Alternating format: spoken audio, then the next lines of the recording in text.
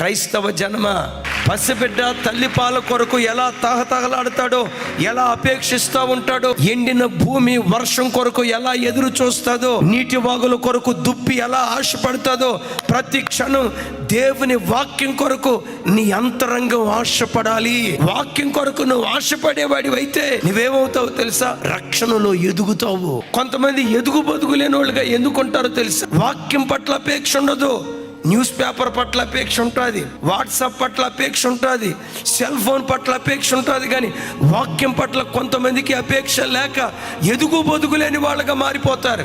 సంగమా, నువ్వు ఎదగాలి, ఓడిన చోట నువ్వు గెలవాలి. గెలవాలి అంటే వాక్యం పట్ల నీకు అపేక్ష ఉండును గాక. క్రైస్తవ జన్మ ఎన్ని సంవత్సరాల విశ్వాసిగా ఉన్నా దేవుని వాక్యం పట్ల ఆ అపేక్ష ఎప్పుడు నీ గుండెల్లో చావకూడదు.